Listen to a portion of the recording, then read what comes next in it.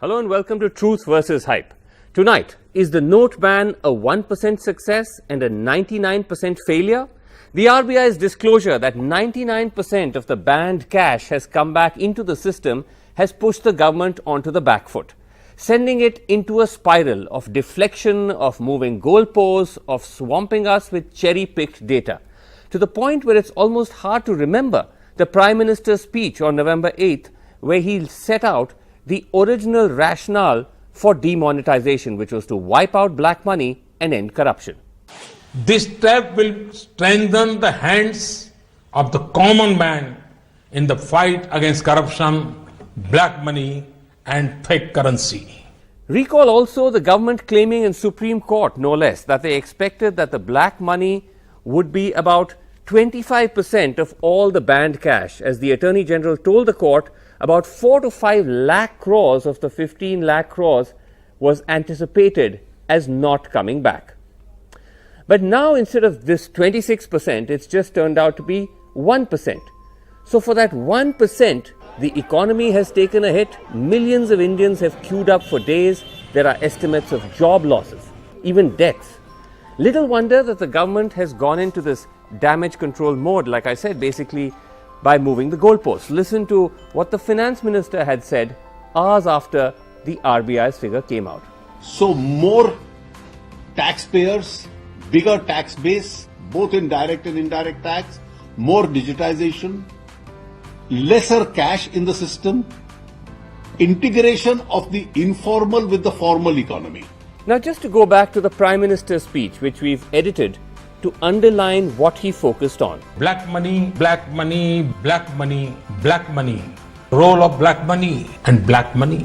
Of black money, black money and black money. This fight against corruption, corruption and corruption earned through corruption. Corruption against corruption to the corrupt.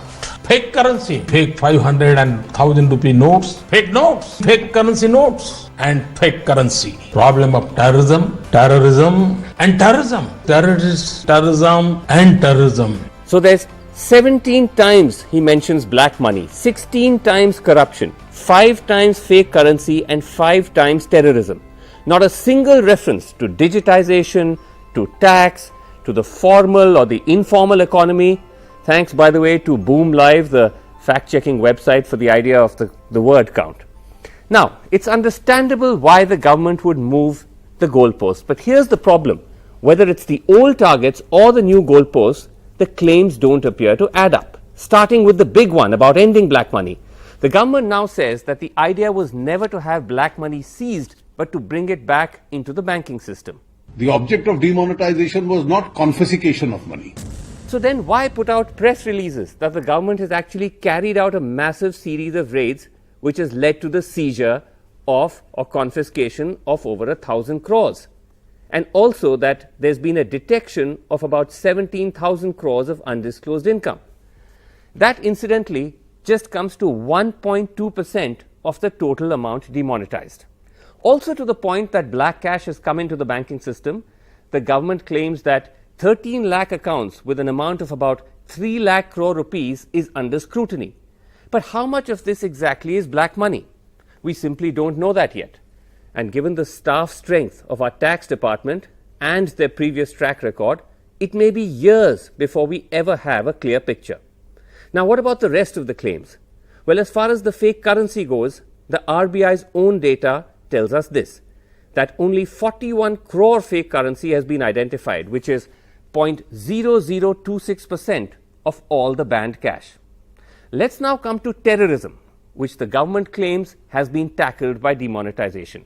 If you look at data from 10 months before the note ban and 10 months after, it shows you this, that in Jammu and Kashmir, terror incidents are up nearly 40%. Death of civilians up 2,500%. Security personnel killed up 2%. If you look at the Naxal affected states, terror incidents here are down 45%. Deaths of civilians are down 44%. But the number or the percentage of security personnel killed, 82% up. And yet the government insists that it's not just terrorism, but even stone pelting has come down. in the activities of the separatist organizations and the terrorist organizations themselves. And the best evidence is that by distributing cash, they used to be able to mobilize large number of stone throwers. That capacity completely has disappeared. Now to that, all we can say is to just play you these visuals, disturbing visuals from the past 6 months of protesters pelting stones at security forces at encounter site after encounter site in Jammu and Kashmir. Looking at some of these newer goalposts which the government had introduced, like the claim that India has now been nudged towards a digital reality. So we looked at the data for digital transactions, both in terms of volume and value. And what they show you is that they did spike in the months after demonetization, especially in December, but then have started to drop to pre-demonetization levels. In fact, the volume of transactions shows that there was a spike in October even before the note ban induced December spike. Then there's this whole business of the widening of the tax base, and now we've reported on this extensively in the past. The data shows no great surge because of demonetization. The Finance Ministry says there's been a 25% rise in the number of returns filed post the note ban. But longer term data shows that 25% is not such a big deal. In 2016 alone, pre-note ban, there was a 27% increase in the number of tax returns filed. We then come to this idea of the greater formalization of the economy. Now, the government hasn't put out any data to back this claim. The only data point we could find was the NSSO survey of 2012, which found that India's informal sector had shrunk, employing 72% of workers in 2011 compared with 78% in 2004. Economists say that one benchmark to measure the scale of the formal economy is by assessing GDP numbers, which takes into account, amongst other factors, the business performance of companies filed by them in government record. If GDP was to rise, for instance, it would show the formal economy is increasing. But as yesterday's numbers show, the GDP, in fact, has fallen. The idea that we are moving towards a less cash economy. Now, firstly, why is this important? The Prime Minister claims that less cash means less corruption. देश में cash का अधिकतम circulation का एक सीधा संबंध भ्रष्टाचार से है. The government's argument is that India has a very high amount of cash in circulation in comparison to its GDP, known as the cash to GDP ratio. The RBI says that thanks to demonetization, cash in circulation has fallen from 12.2% of GDP in March last year to about 9% by end of March this year, comparing well with a host of advanced and emerging market economies like Germany, France, Italy, Thailand and Malaysia. Now, there are 2 points on this. One, economists aren't convinced whether a lower cash to GDP ratio in itself leads to a cleaner economy. There was this analysis on Bloomberg Quint, for instance, which says it's difficult to conclude whether a lower CIC to GDP ratio is a sign of a more developed economy. If it is, then how does one explain that countries like Japan, Hong Kong and Switzerland have ratios which are either higher or comparable that to India? Japan, for example, has about a 20% ratio, Hong Kong 15%, Switzerland 11% and Russia 10%. Moreover, while it's true that the overall currency in circulation has fallen since demonetization, it's down by 13% since the note ban was enforced, falling from 18 lakh crores in November of last year to 15 lakh crore in August this year. At the same time, 13% is unlikely to remain static. If we consider the 3-month average pace at which cash is re-entering the system, we can say that about within 1.5 to 2 months, we might be almost back to where we were before the note ban, raising that question once again, that even if these changes do take place, these marginal changes, was it worth the disruptive, destructive impact that demonetization had on the lives of millions of ordinary Indians? Joining us tonight on the panel, we have with us Rajat Sethi, Public Policy graduate from the Harvard Kennedy School, Senior Research Fellow, India Foundation, joining us via Skype from Imphal. Joining us also is Dr. Arvind Virmani, former Chief Economic Advisor to the Government of India.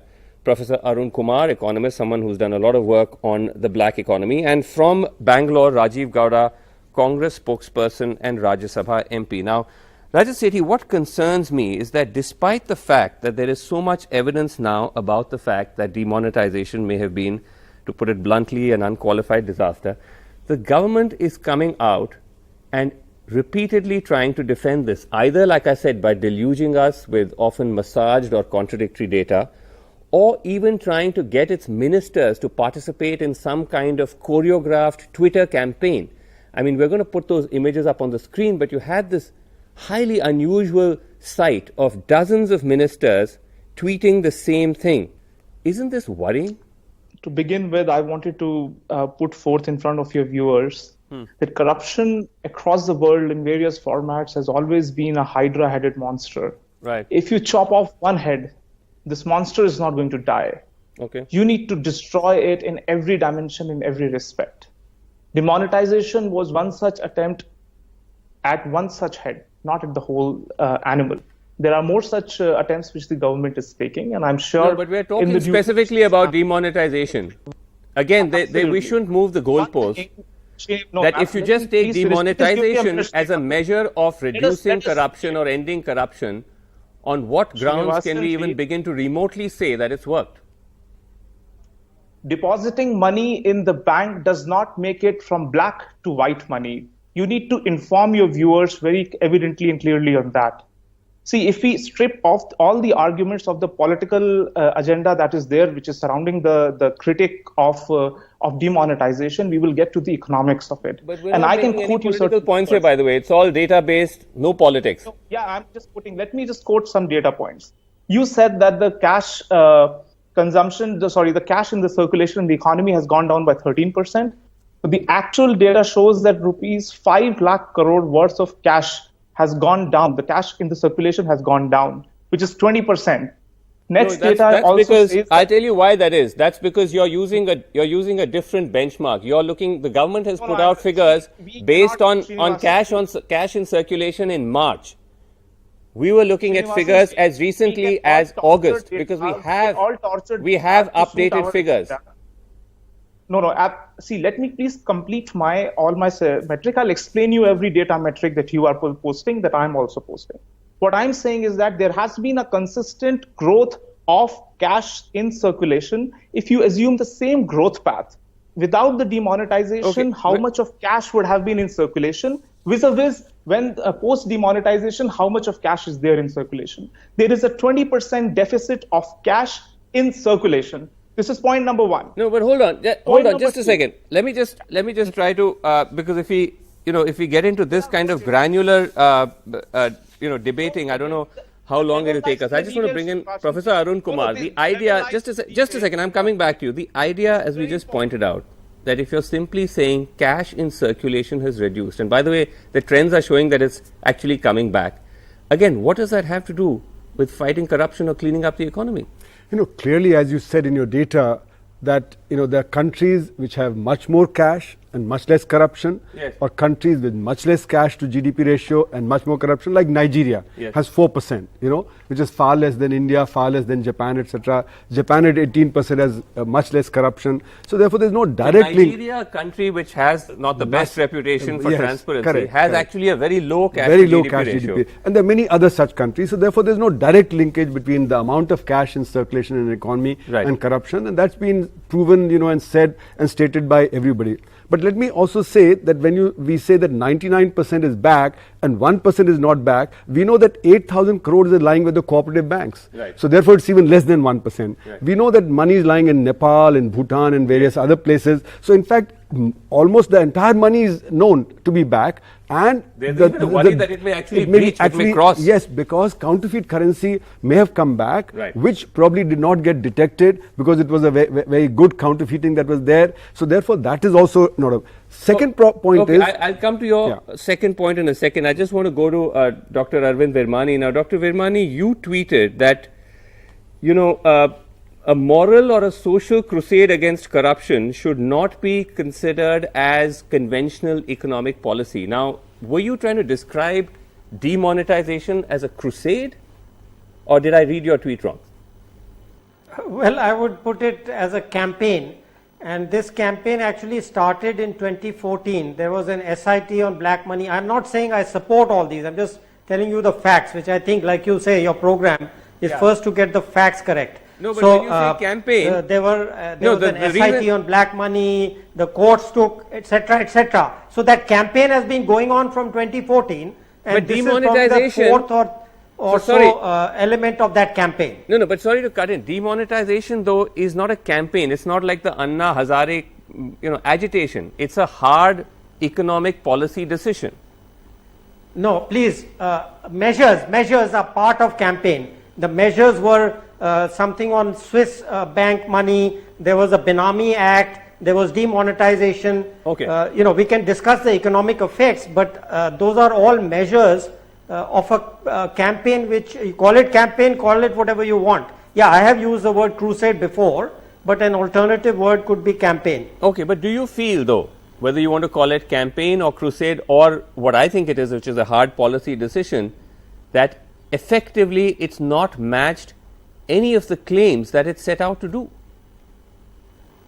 So, you mentioned a couple of claims. Let me match them with the data. There are two new data points which we got from the RBI report. One was that 1.25% of money didn't come back, and I would posit that against the 2% in the last demonetization. In fact, many experts on black money, I don't know whether Professor Arun Kumar said it, but that used to be the number which many of them gave. I didn't know that till these experts gave that 2%. So that's the number against which I would judge, and also recall that in the previous demonetization only 1.5% of the currency was demonetized. In this case it was 86%. So whether you call that a good amount coming back or bad, I will let you and the viewers judge. The second point I want to make is, so 1.25 against 2%. The second point which came from the RBI report was in a way a new estimate of the fake currency, right? Yes. And that proved to be much less than what people were thinking. But please remember, those people who were sitting on fake currency for use for a particular purpose wouldn't come and give it to the RBI and have their name put on it. So this part of the currency is which was actually innocently circulating. Somebody gives me a fake note, I may not know that it's fake, and I would go and put it, deposit it. But the guys who had bundles of fake notes would not come and deposit it. So that's the two factual points you must remember. I've got your points. I've got your points, but I don't understand. I mean, even if it's true that fake currency has come in innocently, the idea of wiping out almost 86% of currency of the country to go after this whatever microscopic amount, just continues to boggle the mind. Rajiv Gowda, I want to bring you in, Congress spokesperson. Now, I know that the Congress have come out very strongly and have called it a failure. In fact, P. Chidambaram said that is this just a way of legitimately laundering 100% of black money into white? What do you make of this government's attempt to push back to say, look, actually, you know what, all the money has come into the system, so actually it's not got laundered, it's under our scanner, and at some point we'll figure out how much of this is actually black and how much of it is white? So that's really the question you should be asking. Okay, all the cash has come back in, and therefore how much of that is black and how much of that is legitimate? Now, some accounts are going to be scrutinized, but during the whole demonetization fiasco, we heard enough stories of a lot of money being laundered, a lot of black being turned into white. The Niti Aayog new vice chairman, there was this clip that you had circulated pointing out to how he was saying all his friends have been turning all their black into white and stuff like that. So basically, a huge portion of black money got converted into white, and that's what Chidambaram's referring to. And if that has actually happened, if if the few accounts that you go after is a fraction of the overall black money that was out there, then this, even on that criterion, this is a demonstrable failure. And about crusades, what is the price you pay for these kinds of crusades? You are potentially going to cost 2% growth for the economy, 3 lakh crores of income that does not come into people's hands, the kinds of jobs that have been lost, the kinds of companies that have had to shut down, informal economy and agriculture shattered, is that at the end you say, no, my intent was good? No, your intent may have been good. All of our policies from 1947, the intent has been good. Some of them, when they are mistaken, you acknowledge we screwed up and we're going to try and make amends. And that's the way to go ahead. And try also, and find other policy measures, possibly cutting excise duties on petroleum or something like that to boost the economy once again. Otherwise, we are in a prolonged Modi slump. That's why, and this is all a result of incompetent mismanagement on a monumental scale by Modi and his ministers. Okay, Rajat Sethi, we're completely out of time. I'll have you, give you the last word. But it is true that, I mean, this has been bewildering to say the least, that first a series of claims are made, then those claims don't measure up, then new goalposts are set, those goalposts don't measure up. Then you have, like I said, this whole business of, ministers tweeting cut and paste tweets. I mean, just imagine what this is doing to the sanctity of government, to the sanctity of the RBI, of economic data. The repercussions are far beyond just simply the numbers and the quantifiable damage this is doing to the economy. Srinivasan, I would really request you to please let us focus on certain core elements, core objectives of the demonetization exercise. And I think the government representatives, be it ministers, have the bounden duty to defend that this policy has been good. For analysts like us, it is for us to tear apart the data, look into various aspects as to where the objectives, the results have matched the stated objective of the government. And I'll just quote one small data, and then that will highlight the benefits of demonetization here. There are 1.5 lakh bank accounts where the average deposits post demonetization have been 3.3 crores average, and they have gone up and down both. Like, it's an average number. Yes. Now, it depends on the state capacity. Our capacity of the revenue system, the tax collection system, as to how it is able to scan through these 1.5 lakh bank accounts. Do we have that capacity, though? But that I mean, could be have cash we, in hand. Businesses could No, deposit we that have much as therefore cash in hand. technology. So therefore, to say that 3.3 crore average would be black is, very unlikely, because, like a petrol pump, etc., like would I have said, deposited maybe 10 crores.